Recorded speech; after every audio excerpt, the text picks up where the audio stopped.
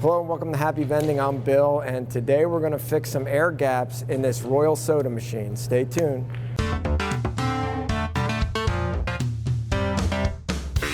Happy Vending. So today I'm doing a repair on this machine that I've put off for years. And the reason for it is this machine is located inside a building that is climate controlled. So it never really gets too hot around the machine.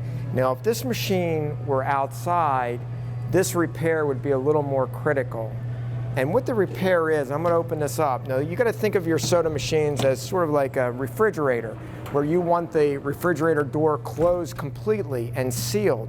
You don't want warm air getting into your refrigerator, because if you do, first of all, it's going to make the compressor run more to keep the cabinet cool.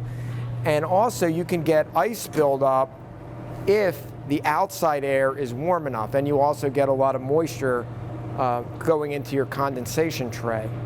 So the air leak in mine isn't from the gasket. Now you notice you have this gasket on the inner door. You don't want this torn, because this will let warm air into this inner cabinet here. Down here in this lower part where the compressor is, this part isn't part of the cool cabinet. It would end right along this gap, and you'll notice that this gasket over here lines up with this bar. So it separates this area from the cool cabinet. Also, your flap, your delivery port flap here that lets the product down, you want this closing completely to keep warm air out of the cabinet. Sometimes these hinges get messed up and you'll see this like gapped open a little bit. You'd want to clean this, make sure your hinge is working properly, or maybe replace this door if it doesn't close completely. But that's not my problem. My problem isn't this gasket or this door. It's over here where all the electrical wires and the compressor tubes go up to the evaporator up top. I don't have a good seal here. And you can see that this moves around. I can fit my finger down in through there. At one time I threw some of this like weather stripping stuff, but it hasn't really done a good job in keeping that sealed. So I'm getting warm air into the cabinet. But like I said, this school is not really that hot. It's climate controlled. So the air that comes in here isn't significant enough to create any ice buildup or excessive evaporation on the machine, and that's why I put this repair off for so long. But I'm going to fix it now and show you how to properly do it. Now, instead of using weather stripping like this, I'm going to do it the proper way, the way it usually would come from the factory, and use this sealing gum. This is like clay or putty, but it doesn't ever really get hard like clay. It always stays pliable like this. So you would fill up this whole gap area with this and then tighten down this part on top of it, and you get a good seal. This is used to put around air conditioner lines going into houses. It's almost like plumber putty, but plumber putty will get hard. So I don't suggest using plumber putty. You want to use what it would either be called sealing gum or sealing compound, which is what it's called on this. You get this from like an air conditioning supply or a plumbing supply company. So first, let's take off this metal plate here. We only have to take off the one screw and then sort of move it up like that. And I'm going to break myself off a good chunk of this sealing putty.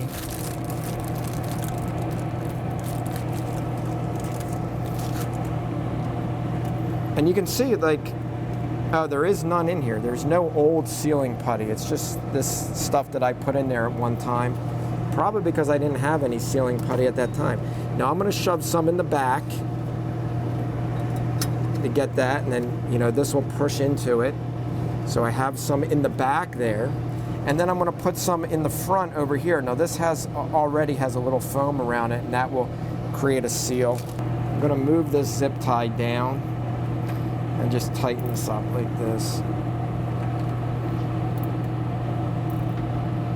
Get that nice and tight there. Now let me throw my good chunk of my sealing compound in this gap here. It's okay if it goes up and above and below.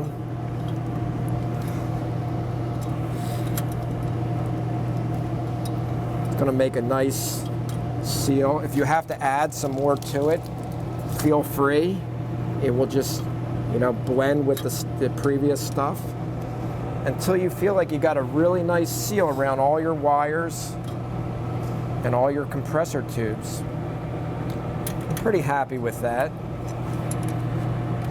So once you got enough putty in there, you just screw up your plate again.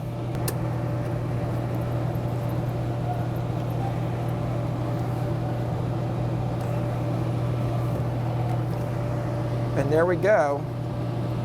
Once again, I got a nice solid seal there, keeping any airflow coming from the lower cabinet to the upper cabinet. I can feel on the bottom that putty goes completely around the wires, front to back, and this tube over here. So it's a really good seal. John is helping over here. Now, when you close a vending machine, you want to make sure you make your T-handle pretty tight. You don't want to over tighten it that you're going to strip this, but you don't want any play in your door. Now, if you remember from a previous episode, I fixed a machine down in Wildwood. It was an outside machine that's operating during the summer. And the operator called me after I fixed it and said, oh, the whole compressor iced up. And I went to look at the machine, and they just turned this T-handle a couple times and then latched it. And the door had a ton of play in it. So it was letting all that hot air during the summer, 95-degree humid air into the cabinet, and then it was that humidity was laying on the compressor, and it was freezing into a giant block of ice. And that's what I was telling you about. So we had to unplug that machine, let the machine completely defrost out, and then I told them, you've got to tighten your door to make it snug on that gasket in there so that no warm air is coming from the outside into that inner cabinet, just like a refrigerator. But a refrigerator, you just close and it keeps closed. Since you need to keep a vending machine locked, you have this screwing in T-handle, and you get it nice and snug until you don't have any play in the door, and then you just line it up here and then push it in and make sure it's snug, which it is. And that's how you keep hot air out of your vending machine. So hopefully you know a little something about sealing them up, and hey, as always, happy vending.